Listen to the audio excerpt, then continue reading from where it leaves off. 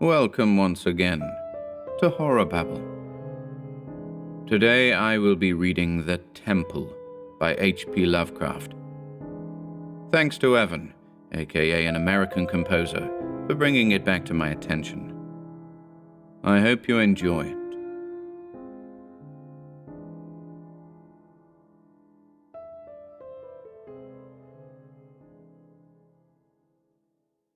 The Temple by H.P. Lovecraft. Manuscript found on the coast of Yucatan. On August 20th, 1917, I, Karl Heinrich, Graf von Altberg-Ehrenstein, Lieutenant Commander in the Imperial German Navy and in charge of the submarine U-29, deposit this bottle and record in the Atlantic Ocean at a point to me unknown, but probably about north latitude 20 degrees, west longitude 35 degrees, where my ship lies disabled on the ocean floor. I do so because of my desire to set certain unusual facts before the public, a thing I shall not in all probability survive to accomplish in person, since the circumstances surrounding me are as menacing as they are extraordinary, and involve not only the hopeless crippling of the U-29, but the impairment of my iron German will in a manner most disastrous. On the afternoon of June 18th, as reported by wireless to the U-61, bound for Kiel, we torpedoed the British freighter Victory, New York to Liverpool, in north latitude 45 degrees 16 minutes, west longitude 28 degrees 34 minutes, permitting the crew to leave in boats in order to obtain a good cinema view for the Admiralty records. The ship sank quite picturesquely, bow first, the stern rising high out of the water, whilst the hull shot down perpendicularly to the bottom of the sea.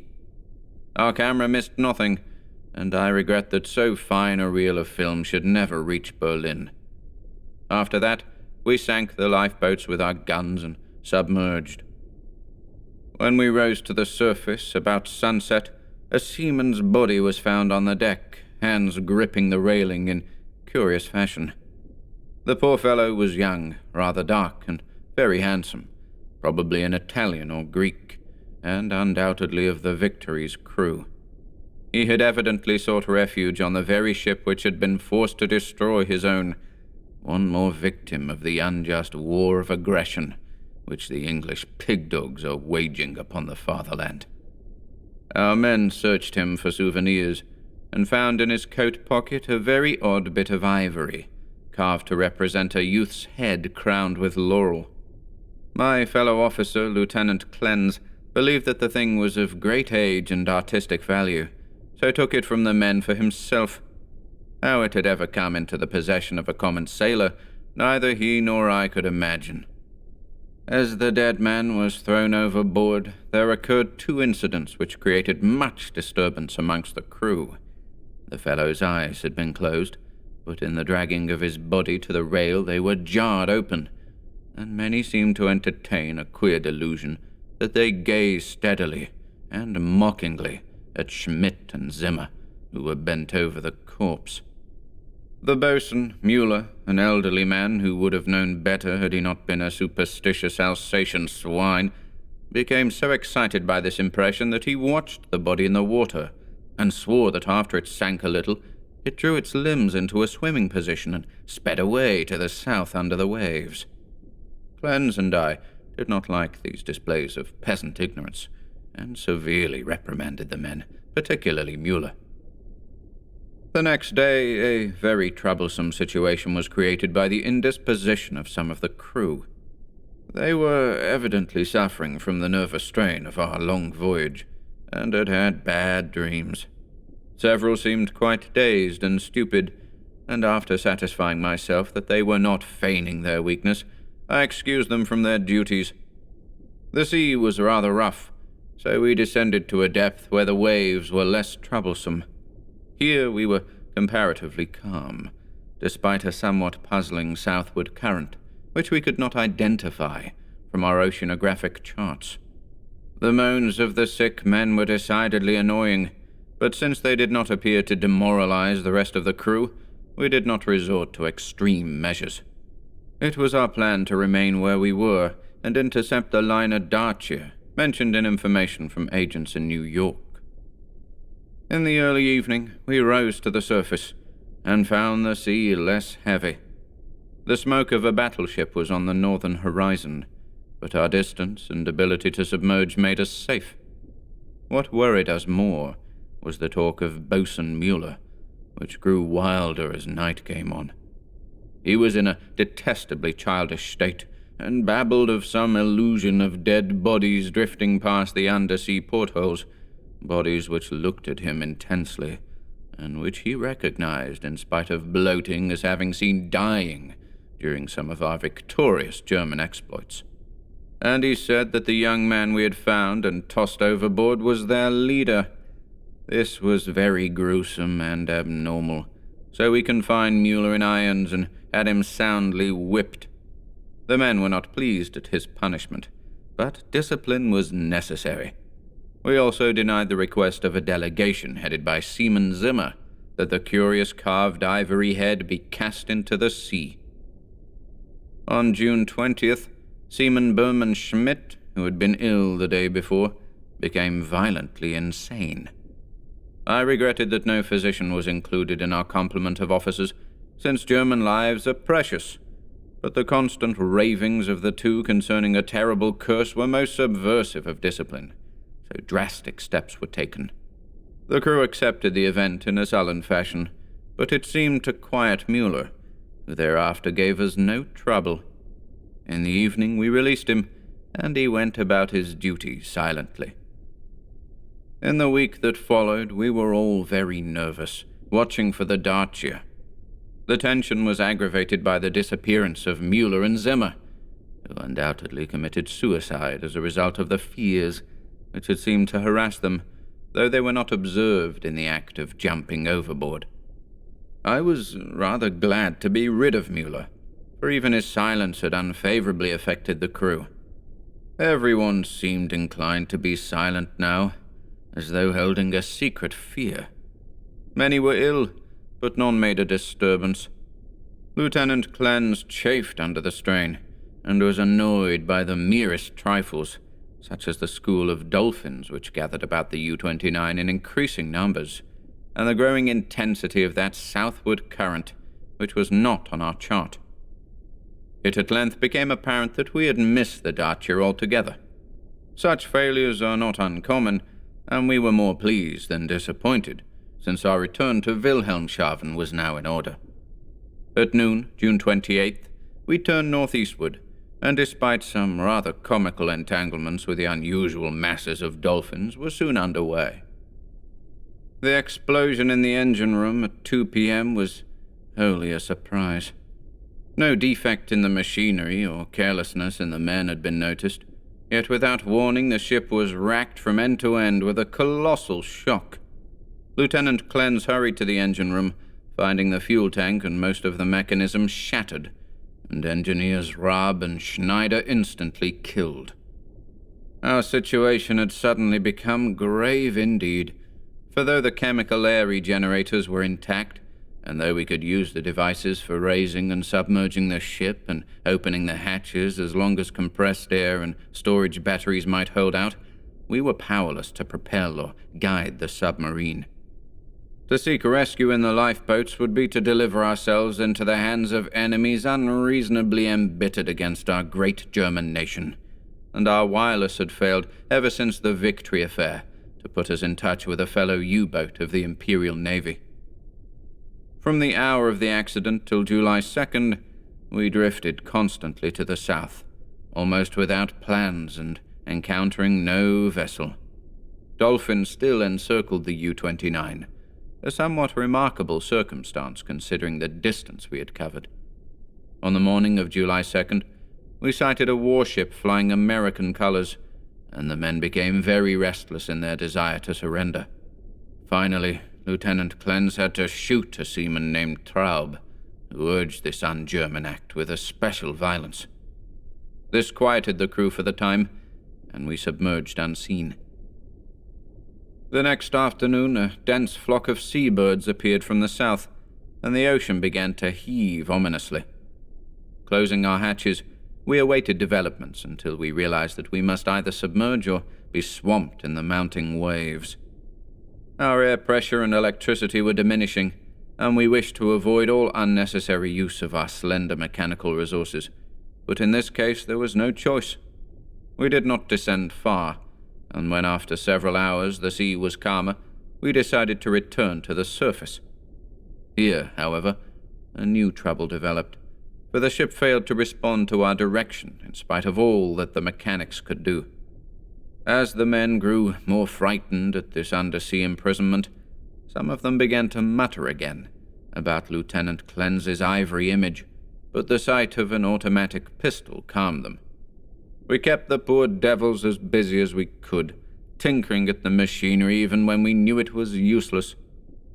Klenz and I usually slept at different times, and it was during my sleep, about 5 a.m., July 4th, that the general mutiny broke loose. The 6 remaining pigs of seamen, suspecting that we were lost, had suddenly burst into a mad fury at our refusal to surrender to the Yankee battleship 2 days before, and were in a delirium of cursing and destruction. They roared like the animals they were, and broke instruments and furniture indiscriminately, screaming about such nonsense as the curse of the ivory image, and the dark dead youth who looked at them and swam away.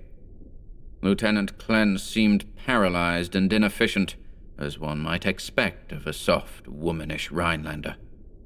I shot all 6 men, for it was necessary, and made sure that none remained alive. We expelled the bodies through the double hatches and were alone in the U-29. Klenz seemed very nervous and drank heavily. It was decided that we remain alive as long as possible, using the large stock of provisions and chemical supply of oxygen, none of which had suffered from the crazy antics of those swine-hound seamen. Our compasses, depth gauges, and other delicate instruments were ruined, so that henceforth our only reckoning would be guesswork, based on our watches, the calendar, and our apparent drift as judged by any objects we might spy through the portholes or from the conning tower. Fortunately, we had storage batteries still capable of long use, both for interior lighting and for the searchlight. We often cast a beam around the ship, but saw only dolphins, swimming parallel to our own drifting course. I was scientifically interested in those dolphins, for though the ordinary Delphinus delphis is a cetacean mammal, unable to subsist without air, I watched one of the swimmers closely for 2 hours, and did not see him alter his submerged condition. With the passage of time, Klenz and I decided that we were still drifting south, meanwhile sinking deeper and deeper. We noted the marine fauna and flora, and read much on the subject in the books I had carried with me for spare moments. I could not help observing, however, the inferior scientific knowledge of my companion. His mind was not Prussian, but given to imaginings and speculations which have no value. The fact of our coming death affected him curiously, and he would frequently pray in remorse over the men, women, and children we had sent to the bottom, forgetting that all things are noble which serve the German state. After a time, he became noticeably unbalanced, gazing for hours at his ivory image and weaving fanciful stories of the lost and forgotten things under the sea. Sometimes, as a psychological experiment, I would lead him on in these wanderings and listen to his endless poetical quotations and tales of sunken ships. I was very sorry for him, for I dislike to see a German suffer, but he was not a good man to die with. For myself, I was proud, knowing how the fatherland would revere my memory, and how my sons would be taught to be men like me. On August 9th, we espied the ocean floor and sent a powerful beam from the searchlight over it. It was a vast, undulating plain, mostly covered with seaweed and strewn with the shells of small mollusks. Here and there were slimy objects of puzzling contour, draped with weeds and encrusted with barnacles, which Klenz declared must be ancient ships lying in their graves.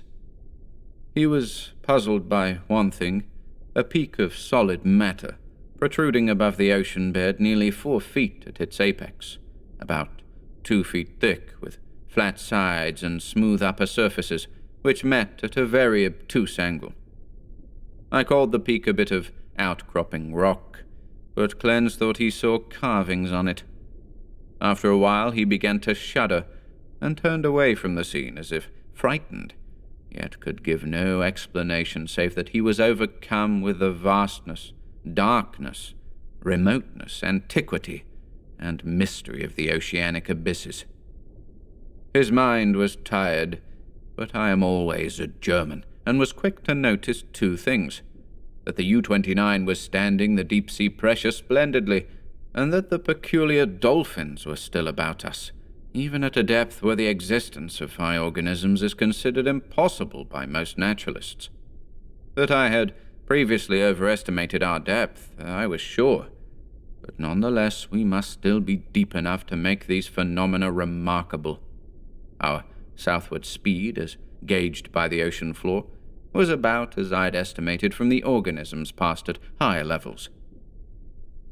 It was 3:15 p.m., August 12th, that poor Clens went wholly mad. He had been in the conning tower using the searchlight when I saw him bound into the library compartment where I sat reading, and his face at once betrayed him. I will repeat here what he said, underlining the words he emphasized. "He is calling. He is calling. I hear him. We must go." As he spoke, he took his ivory image from the table, pocketed it, and seized my arm in an effort to drag me up the companionway to the deck. In a moment I understood that he meant to open the hatch and plunge with me into the water outside, a vagary of suicidal and homicidal mania for which I was scarcely prepared. As I hung back and attempted to soothe him, he grew more violent, saying, "Come now, do not wait until later. It is better to repent and be forgiven than to defy and be condemned." Then I tried the opposite of the soothing plan and told him he was mad, pitifully demented. But he was unmoved and cried, "If I am mad, it is mercy. May the gods pity the man who in his callousness can remain sane to the hideous end. Come and be mad whilst he still calls with mercy." This outburst seemed to relieve a pressure in his brain, for as he finished he grew much milder, asking me to let him depart alone, if I would not accompany him. My course at once became clear. He was a German, but only a Rhinelander and a commoner, and he was now a potentially dangerous madman. By complying with his suicidal request, I could immediately free myself from one who was no longer a companion, but a menace. I asked him to give me the ivory image before he went, but this request brought from him such uncanny laughter that I did not repeat it. Then I asked him if he wished to leave any keepsake or lock of hair for his family in Germany, in case I should be rescued, but again he gave me that strange laugh. So as he climbed the ladder, I went to the levers, and allowing proper time intervals, operated the machinery which sent him to his death.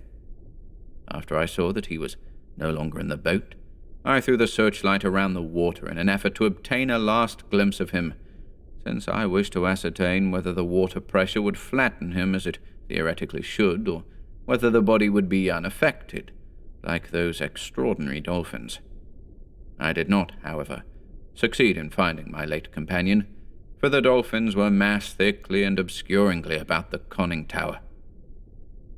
That evening I regretted that I had not taken the ivory image surreptitiously from poor Clens's pocket as he left, for the memory of it fascinated me. I could not forget the youthful, beautiful head with its leafy crown, though I am not by nature an artist. I was also sorry that I had no one with whom to converse. Clens, though not my mental equal, was much better than no one.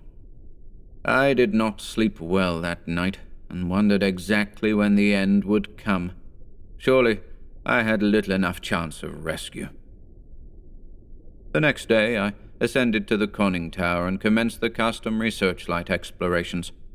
Northward, The view was much the same as it had been all the 4 days since we had sighted the bottom, but I perceived that the drifting of the U-29 was less rapid. As I swung the beam around to the south, I noticed that the ocean floor ahead fell away in a marked declivity and bore curiously regular blocks of stone in certain places, disposed as if in accordance with definite patterns. The boat did not at once descend to match the greater ocean depth, so I was forced to adjust the searchlight to cast a sharply downward beam. Owing to the abruptness of the change, a wire was disconnected, which necessitated a delay of many minutes for repairs, but at length the light streamed on again, flooding the marine valley below me. I am not given to emotion of any kind, but my amazement was very great when I saw what lay revealed in that electrical glow. And yet, as one reared in the best Kultur of Prussia, I should not have been amazed, for geology and tradition alike tell us of great transpositions in oceanic and continental areas. What I saw was an extended and elaborate array of ruined edifices, all of magnificent though unclassified architecture, and in various stages of preservation. Most appeared to be of marble, gleaming whitely in the rays of the searchlight, and the general plan was of a large city at the bottom of a narrow valley, with numerous isolated temples and villas on the steep slopes above. Roofs were fallen, and columns were broken, but there still remained an air of immemorially ancient splendor, which nothing could efface. Confronted at last with the Atlantis I had formerly deemed largely a myth, I was the most eager of explorers. At the bottom of that valley, a river once had flowed, for as I examined the scene more closely, I beheld the remains of stone and marble bridges and sea walls, and terraces and embankments once verdant and beautiful. In my enthusiasm, I became nearly as idiotic and sentimental as poor Cleanse, and was very tardy in noticing that the southward current had ceased at last, allowing the U-29 to settle slowly down upon the sunken city as an aeroplane settles upon a town of the upper earth. I was slow, too, in realizing that the school of unusual dolphins had vanished. In about 2 hours, the boat rested in a paved plaza close to the rocky wall of the valley. On one side, I could view the entire city as it sloped from the plaza down to the old river bank. On the other side, in startling proximity, I was confronted by the richly ornate and perfectly preserved facade of a great building, evidently a temple hollowed from the solid rock. Of the original workmanship of this titanic thing I can only make conjectures. The facade, of immense magnitude, apparently covers a continuous hollow recess, for its windows are many and widely distributed. In the center yawns a great open door, reached by an impressive flight of steps, and surrounded by exquisite carvings like the figures of bacchanals in relief. Foremost of all are the great columns and frieze, both decorated with sculptures of inexpressible beauty, obviously portraying idealized pastoral scenes and processions of priests and priestesses, bearing strange ceremonial devices in adoration of a radiant god. The art is of the most phenomenal perfection, largely Hellenic in idea, yet strangely individual. It imparts an impression of terrible antiquity, as though it were the remotest rather than the immediate ancestor of Greek art. Nor can I doubt that every detail of this massive product was fashioned from the virgin hillside rock of our planet. It is palpably a part of the valley wall, though how the vast interior was ever excavated I cannot imagine. Perhaps a cavern or series of caverns furnish the nucleus. Neither age nor submersion has corroded the pristine grandeur of this awful fane, for fane indeed it must be, and today, after thousands of years, it rests untarnished and inviolate in the endless night and silence of an ocean chasm. I cannot reckon the number of hours I spent in gazing at the sunken city with its buildings, arches, statues, and bridges, and the colossal temple with its beauty and mystery. Though I knew that death was near, my curiosity was consuming, and I threw the searchlight's beam about in eager quest. The shaft of light permitted me to learn many details, but refused to show anything within the gaping door of the rock-hewn temple, and after a time I turned off the current, conscious of the need of conserving power. The rays were now perceptibly dimmer than they had been during the weeks of drifting, and as if sharpened by the coming deprivation of light, my desire to explore the watery secrets grew. I, a German, should be the first to tread those eon-forgotten ways.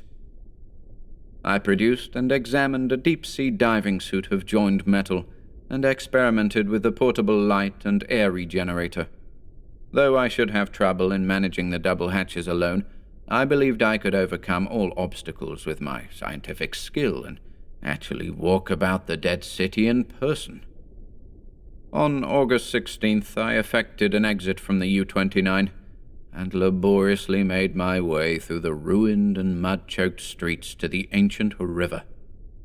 I found no skeletons or other human remains, but gleaned a wealth of archaeological lore from sculptures and coins.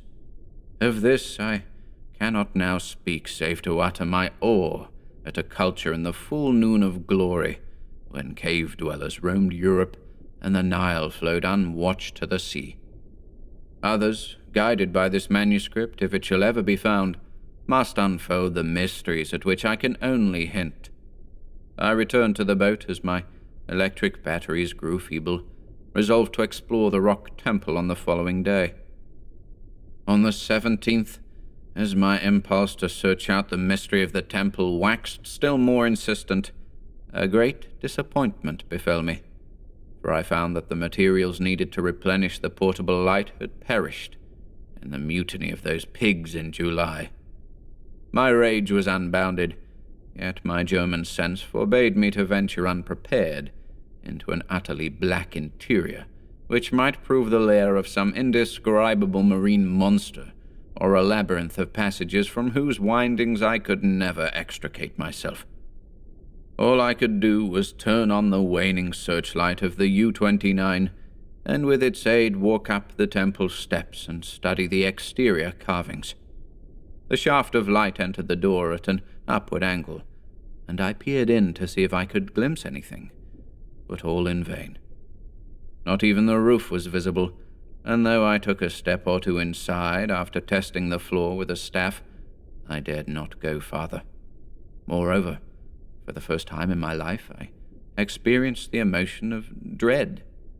I began to realize how some of poor Cleanse's moods had arisen, for as the temple drew me more and more, I feared its aqueous abysses with a blind and mounting terror. Returning to the submarine, I turned off the lights and sat thinking in the dark. Electricity must now be saved for emergencies. Saturday the 18th I spent in total darkness, tormented by thoughts and memories that threatened to overcome my German will. Cleanse had gone mad and perished before reaching this sinister remnant of a past unwholesomely remote, and had advised me to go with him. Was, indeed, fate preserving my reason only to draw me irresistibly to an end more horrible and unthinkable than any man has dreamed of?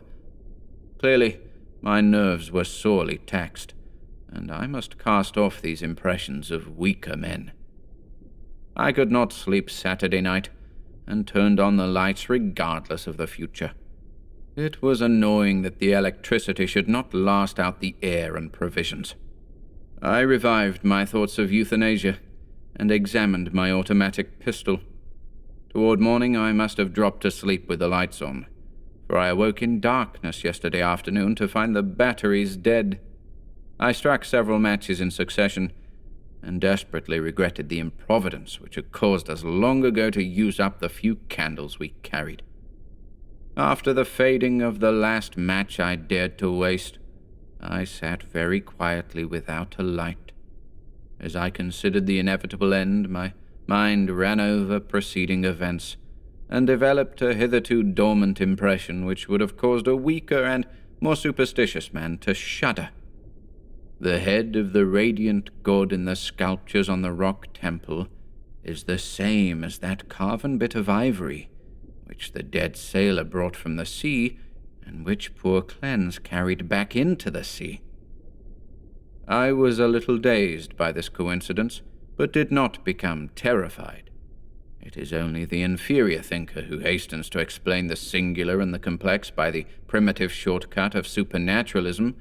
The coincidence was strange, but I was too sound a reasoner to connect circumstances which admit of no logical connection, or to associate in any uncanny fashion the disastrous events which had led from the Victory affair to my present plight. Feeling the need of more rest, I took a sedative and secured some more sleep. My nervous condition was reflected in my dreams, for I seemed to hear the cries of drowning persons, and to see dead faces pressing against the portholes of the boat, and among the dead faces was the living, mocking face of the youth with the ivory image. I must be careful how I record my awaking today, for I am unstrung, and much hallucination is necessarily mixed with fact. Psychologically, my case is most interesting, and I regret that it cannot be observed scientifically by a competent German authority. Upon opening my eyes, my first sensation was an overmastering desire to visit the rock temple, a desire which grew every instant, yet which I automatically sought to resist through some emotion of fear which operated in the reverse direction. Next there came to me the impression of light amidst the darkness of dead batteries, and I seemed to see a sort of phosphorescent glow in the water through the porthole which opened toward the temple. This aroused my curiosity, for I knew of no deep-sea organism capable of emitting such luminosity. But before I could investigate, there came a third impression, which, because of its irrationality, caused me to doubt the objectivity of anything my senses might record. It was an aural delusion, a sensation of rhythmic, melodic sound, as of some wild yet beautiful chant or choral hymn, coming from the outside through the absolutely soundproof hull of the U-29. Convinced of my psychological and nervous abnormality, I lighted some matches and poured a stiff dose of sodium bromide solution, which seemed to calm me to the extent of dispelling the illusion of sound. But the phosphorescence remained, and I had difficulty in repressing a childish impulse to go to the porthole and seek its source. It was horribly realistic, and I could soon distinguish by its aid the familiar objects around me, as well as the empty sodium bromide glass of which I had had no former visual impression in its present location. The last circumstance made me ponder, and I crossed the room and touched the glass. It was indeed in the place where I had seemed to see it. Now I knew that the light was either real or part of an hallucination so fixed and consistent that I could not hope to dispel it. So, abandoning all resistance, I ascended to the conning tower to look for the luminous agency. Might it not actually be another U-boat offering possibilities of rescue? It is well that the reader accept nothing which follows as objective truth, for since the events transcend natural law, they are necessarily the subjective and unreal creations of my overtaxed mind. When I attained the conning tower, I found the sea in general far less luminous than I had expected. There was no animal or vegetable phosphorescence about, and the city that sloped down to the river was invisible in blackness. What I did see was not spectacular, not grotesque or terrifying, yet it removed my last vestige of trust in my consciousness.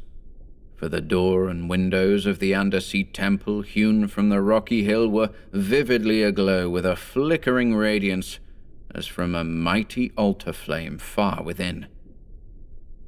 Later incidents are chaotic. As I stared at the uncannily lighted door and windows, I became subject to the most extravagant visions so extravagant that I cannot even relate them. I fancied that I discerned objects in the temple, objects both stationary and moving, and seemed to hear again the unreal chant that had floated to me when first I awaked. And over all rose thoughts and fears which centered in the youth from the sea and the ivory image, whose carving was duplicated on the frieze and columns of the temple before me. I thought of poor Cleanse, and wondered where his body rested, with the image he had carried back into the sea. He had warned me of something, and I had not heeded. But he was a soft-headed Rhinelander who went mad at troubles a Prussian could bear with ease. The rest is very simple. My impulse to visit and enter the temple has now become an inexplicable and imperious command which ultimately cannot be denied. My own German will no longer controls my acts, and volition is henceforward possible only in minor matters. Such madness it was which drove Cleanse to his death, bareheaded and unprotected in the ocean, but I am a Prussian and a man of sense, and will use to the last what little will I have. When first I saw that I must go, I prepared my diving suit, helmet, and air regenerator for instant donning, and immediately commenced to write this hurried chronicle in the hope that it may some day reach the world. I shall seal the manuscript in a bottle and entrust it to the sea as I leave the U-29 forever. I have no fear, not even from the prophecies of the madman Cleanse. What I have seen cannot be true, and I know that this madness of my own will at most lead only to suffocation when my air is gone. The light in the temple is a sheer delusion, and I shall die calmly, like a German, in the black and forgotten depths. This demoniac laughter which I hear as I write comes only from my own weakening brain.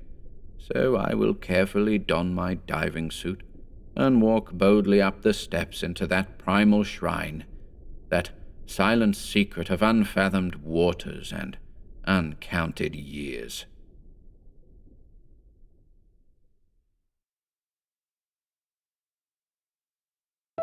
Thank you for listening today.